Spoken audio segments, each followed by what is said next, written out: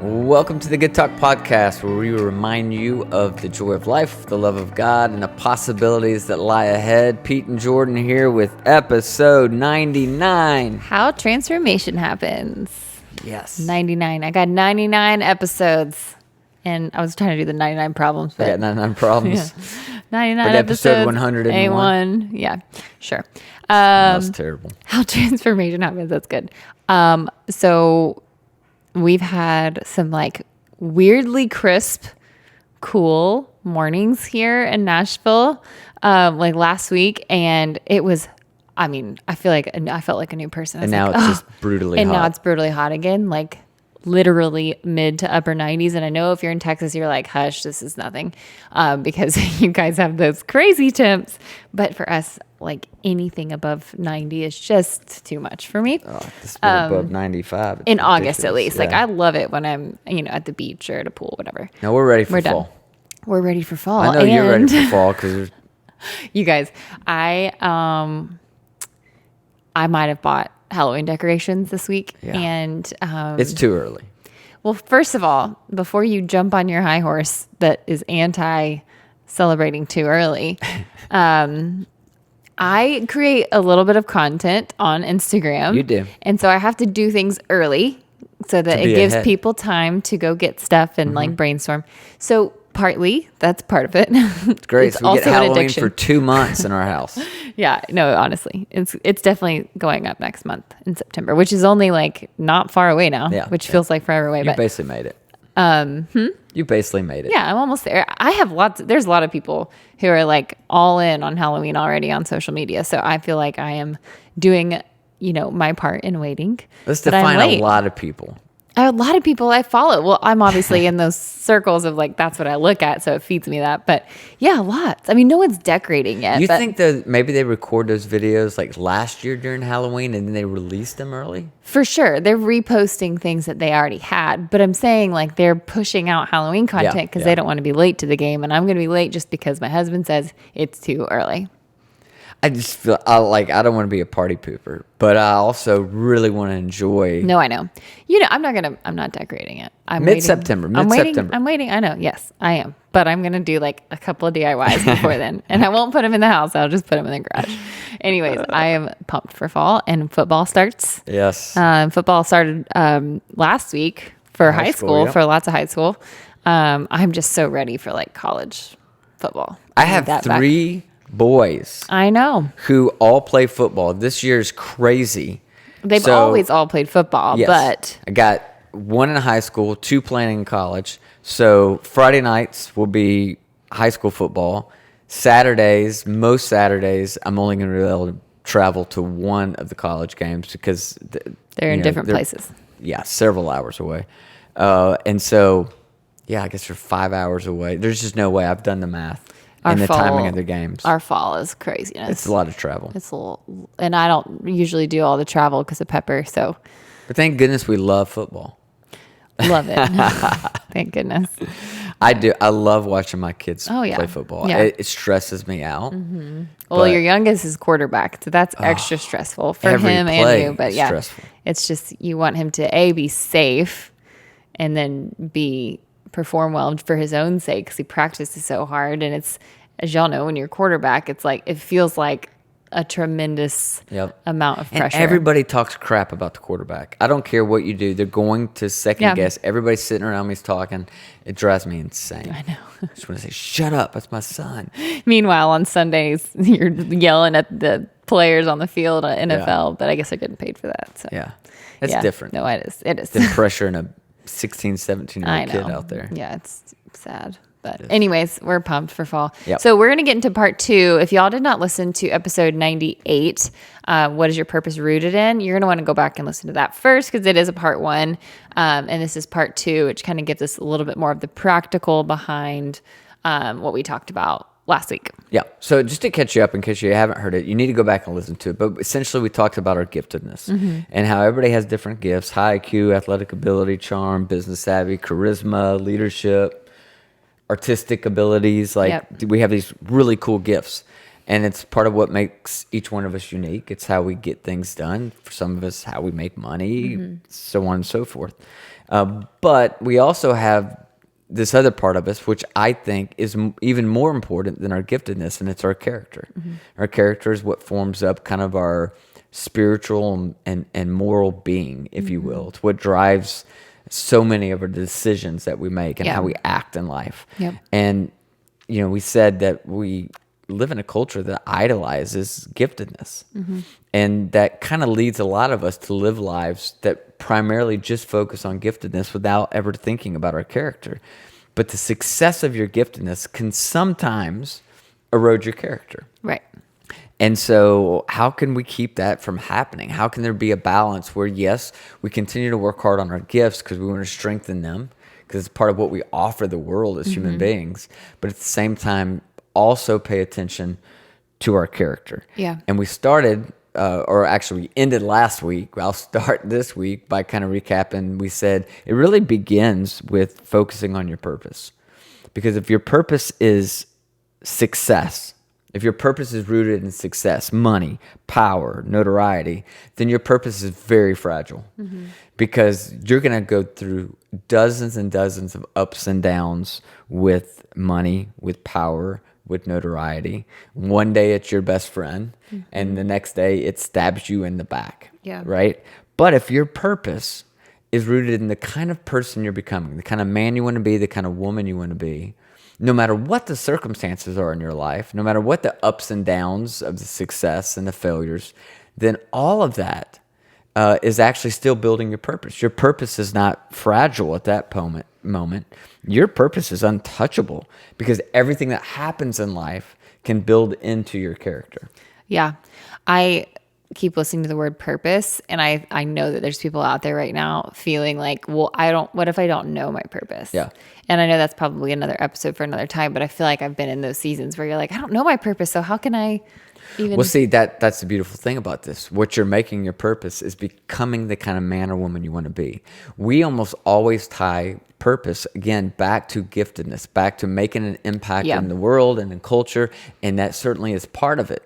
But if you start with, my actual purpose is to become the man or the woman I was designed to become. Now, some of you might say, to your point, Jordyn, well, I don't know the kind of man I want to be or the kind of woman I want to be. Yeah, anyone would say, I want to be a good mom, or I want to be a good dad, or I want to provide. You those are all things that you can say, well, yeah, those are things I want. Yep. But yeah, I feel like there's still sometimes a question mark above purpose because of how it's often defined. And people who can't define it, who feel like it's ambiguous, are the kind of people who probably are not going to experience a whole lot of personal transformation in their life. They're going to be somewhat stuck. And that's why I think it's really important to put some thought into what does this look like. So it's an interesting concept I wanted to talk about. It's why I wanted to wait till part 2 so we could really give this justice.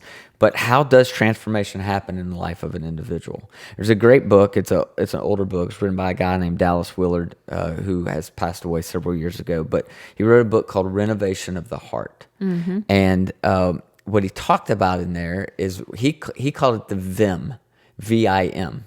Okay. And the V stands for vision, the I stands for intention, and the M stands for method. And he said, this is the way transformation happens in the life of a human being. So let's just kind of walk through that. It starts with a vision, which is kind of going back to, I don't know what my purpose is. That's right, because you don't really have a vision for what you want your life to look like. So for me, this is a vision for what do I want out of my life. At the end of a long day, when we kind of lay our heads down on the pillow, we close our eyes, I think we all know that there has to be more to life than just making a buck, climbing a ladder, getting people to like us, and accumulating more stuff. And I don't care if you're religious, you're not religious, there is something inside of all of us. From time to time, you feel it when you slow down enough, you realize there has to be more to life than this. Like what really, we really want our lives to matter, right? We want our lives to count.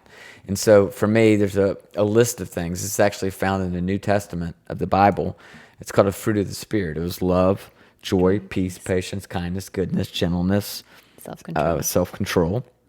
All of these things for me kind of create this vision for what I want my life to look like. I want more love in my life. I want more joy. I want more peace. Who doesn't want more peace in their life right now, right?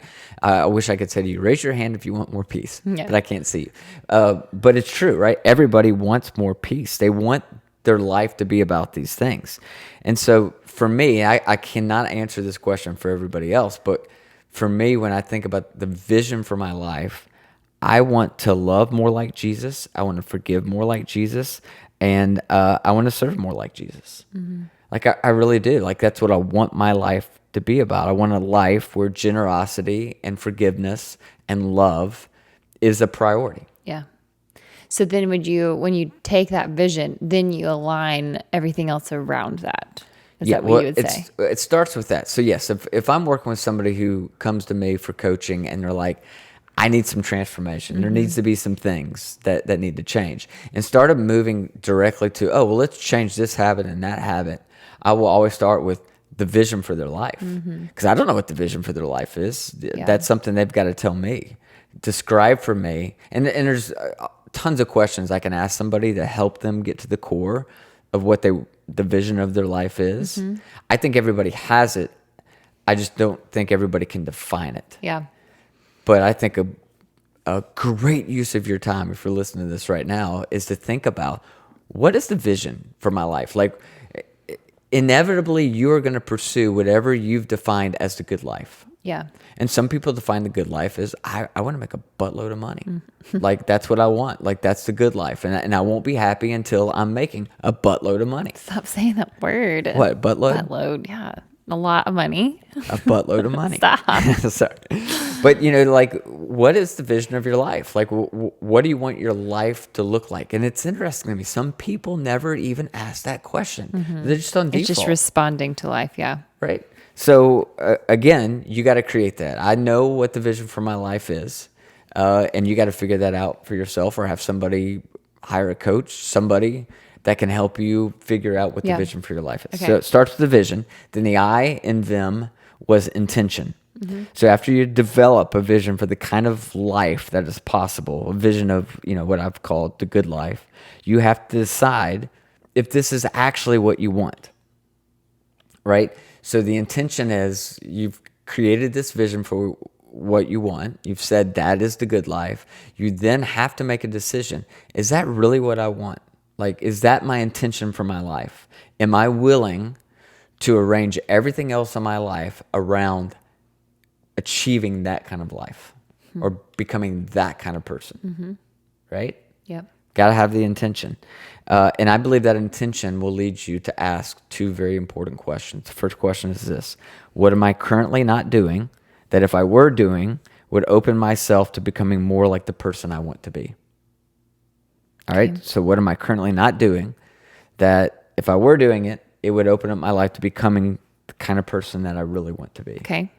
The second question is, what am I currently doing that, if I eliminated, would open myself up to becoming more like the person I want to be?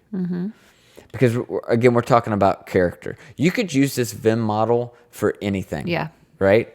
But we're kind of talking about character. So I have to start by creating a vision of the kind of person I want to become. And then I have to develop an intention inside of me where I say, I'm serious about that. Yeah, that's the kind of person I want to be. That's the kind of man I want to be. It's the kind of husband I want to be. It's the kind of father I want to be. So I start with the vision, and then I make that intention. And again, the intention is just about getting serious about what you really want out of life. It's about getting serious about who you really want to become in this life that you have. Yeah. And then the M is method. All right, another word for that could be habits. Everybody wants to start here. Yeah. But without the vision and the intention, you will not stay true to any method or any habit. Yeah. As soon as it gets painful or uncomfortable, you're going to quit it. So you got to start with the vision and the intention, and then the method or the habit. And I want to make this distinction real quick, because Dallas Willard has this great quote in that book I was just talking about, Renovation of the Heart, where he said, God is not opposed to effort, but to earning. He's opposed to earning. Yeah. Right? But he's not opposed to effort.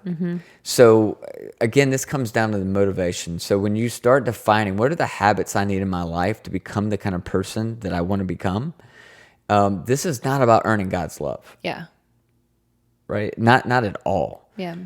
But it is about effort. And this good life, however you describe the good life for you, and the kind of person you want to become, you're not going to coast into that. Mm-hmm.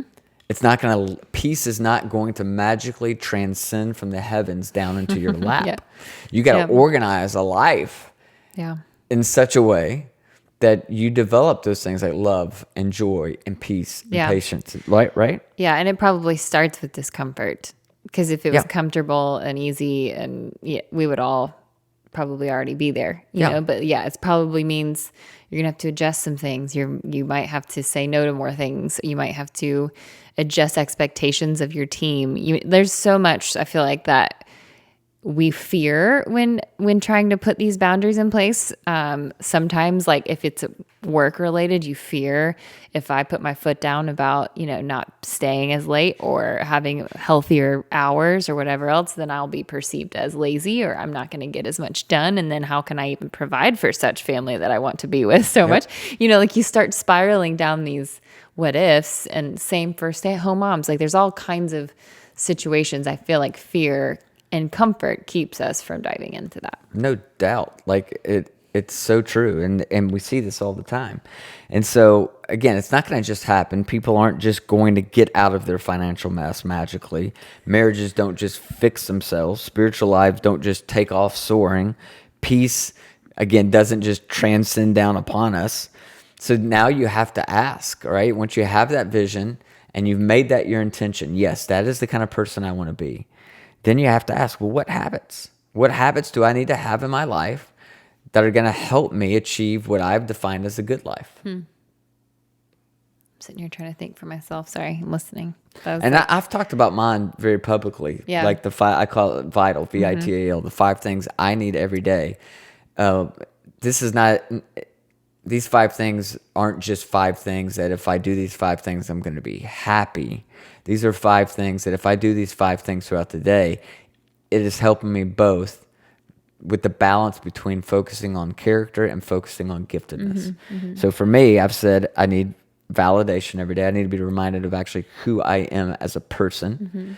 And so I need that validation. And you can validate that yourself, right? Yes. Yeah, it's the validation of sitting down and saying to myself, this is the kind of man I am. This is the kind of person I am. I am a loving husband. I'm an attentive father. And so I need that every day. I need to speak that truth over my life. I also need the I in Vitals, inspiration. I need to read things that inspire me, inspire me to become the person I want to be, inspire me to live the kind of life that I want to live. I need thankfulness, right? Because I want to focus on those things that are developing my life. A is activity. And then the L, activity being like physical activity, exercise. And the L is for love. I'm going to put all this into practice. I can't just find the validation and inspiration and not put that into practice through love. Yeah. And if I can find ways to work those 5 things, and I've got specific habits that are attached to each of these, like inspiration. I spend time every day reading. That's what inspires me, or listening to a podcast, or, from people I really admire, and I want my life to look more like their life. Yeah. So when you get to the method and you get to the habits that somebody needs to create in their life in order to start moving or fulfilling that intention for the good life they define, it's going to look different for everybody. Yeah. That's, I could work with somebody one-on-one and help them discover that. But for like a podcast right now, I don't know exactly what that is. But if you're asking me how transformation happens, I think Dallas Willard was point on. It is VIM. It's vision, intention, and method. You have to start with creating a vision in your head of what you want to achieve, who you want to become. Then you got to set that as your intention. It's the most important thing to you. And then you have to find a method. You have to find a series of habits that every day are going to inch you closer to becoming that kind of person or accomplishing whatever it is that you want to accomplish. Yeah. Just like peace, transformation doesn't drop in your lap. And I think I've had seasons of life where I thought like something externally if it would just shift, then I would be set sail for transformation. You just kind of wait for that. And you're like, well, if I just got that job, or if I just had that relationship, or if I just had, I always in my past would kind of sit and wait for that ball to drop in a way that would then release me to transformation. When really it truly is taking a step towards the vision and intention part. And then obviously instilling the method after that.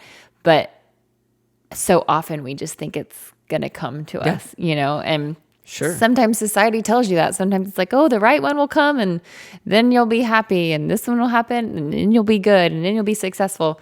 But you can almost not to say that we are in control of everything we do and in our entire lives. Obviously not. There's lots at stake there. But I do think you can, to some degree, take your life into your own hands as far as transformation goes and say, no, I think I'm not going to just sit and wait, or no, I'm not going to be content in this hurry pace life that I'm living. I'm going to then put a foot in front of the other towards this transformation that might be uncomfortable and might be hard at first, but the win there, the long-term win is just undeniable. Yeah, for sure. And here's the good news. Here's what's so encouraging.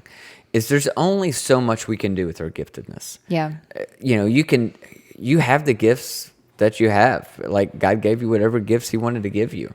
I could work so freaking hard the next 10 years of my life to sing a beautiful ballad. Mm-hmm. It's not going to happen. Mm-hmm. You've heard me sing. Yeah, no, it's not. It's bad, terrible, isn't it? It's bad. Now I do have some gifts and I can strengthen those gifts. Yeah. And those skills. Absolutely. But you kind of have the gifts you have. Yeah. Character, however, can always be formed.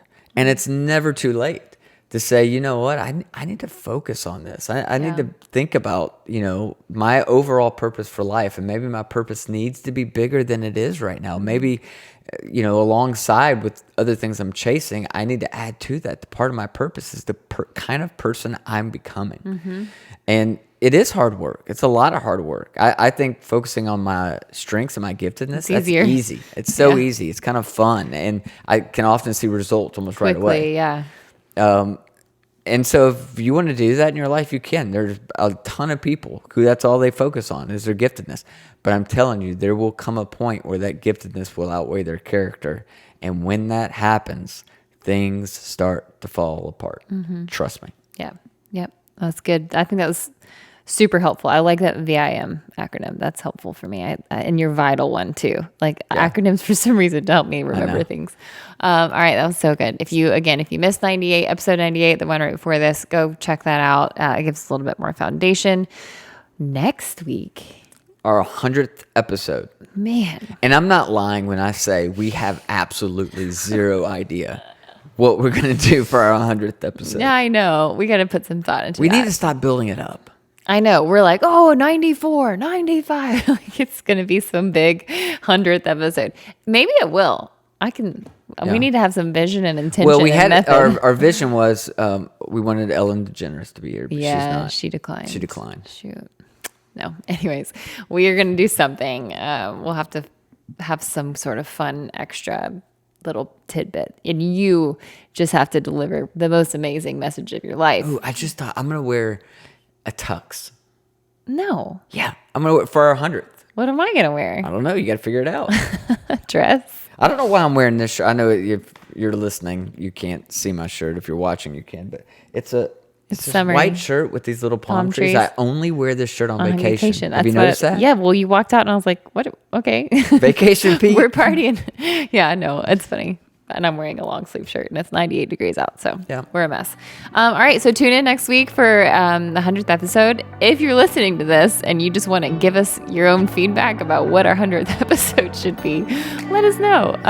We are just as unsure as you are. No, we're going to do something fun. Hope you guys have a great week. Thank you as always for listening. And that was another Good Talk.